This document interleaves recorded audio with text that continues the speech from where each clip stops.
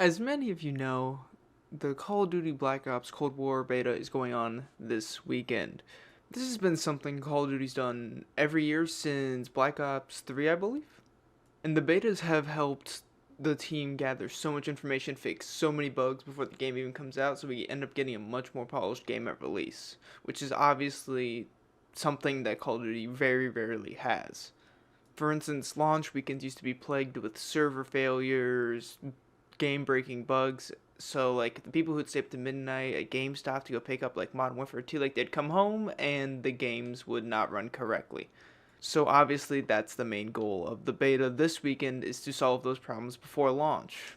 But to cut to the chase of this video, I'm very worried about this beta in particular. I'm not just worried either.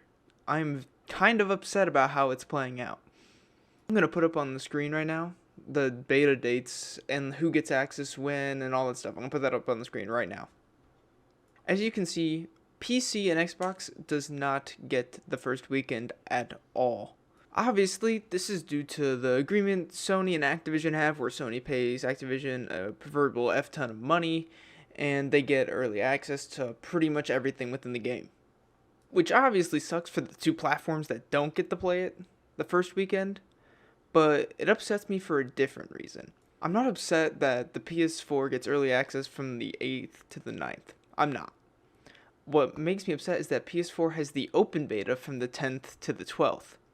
Why do people who didn't pay any money for the game get to pay it before me, who pre-ordered the game like a month ago? That doesn't make sense. I get that Activision is legally required to give PS4 the early access. I'm fine with that. I'm absolutely fine with it. What I'm not fine is when the PS4 has the open beta for everyone before I even get a chance to play, and I'm the one who's bought the entire game already. I'm playing on PC this year, so that comes out with this whole string of issues, but I'm going to get to that later on in the video. So I don't get to play until weekend 2. I obviously pre-ordered the game, as I just said, so I get to play from the 15th to the 19th. However, all those PlayStation players who played before, even the ones who haven't bought the game, get to play along with me. So not only do we get the beta late, but we also are going to be behind them because they keep their levels from the first weekend. So we're just going to be behind, we're going to have no attachments on our guns, they're going to have fully kitted guns, and we're just going to be so far behind, and it's going to be unfun. And a lot of those people are going to end up being people who didn't even buy the game yet. Yeah, it's Call of Duty. I'm sure a lot of the people who play are going to eventually buy it, but they haven't bought it yet, is my point. But that's enough about that. I'm sure you're tired of hearing about it. I'm sure you've probably thought about it yourself if you're in my situation. And I hope if you're a PS4 player, you've thought about it anyways. But what I propose is what I'm going to put up on the screen right now, is where the Xbox and PC early access is on that 10th to 12th in October. So it's still after PlayStation. Activision can still fulfill their legal requirements, although I don't know exactly what those are. I can take a pretty good guess. So Sony still gets it early. The PS4, they all get to play it before we do, a couple days. We get behind on video, stuff like that. Obviously, that would make me upset. And this also still gives the open access for PS4 before the open access for the PC and Xbox. So they're still getting 2 exclusive weekends, but the people who paid for the game get to play the game before the people who did not pay for the game, which to me is the most common logic I could possibly apply to this situation.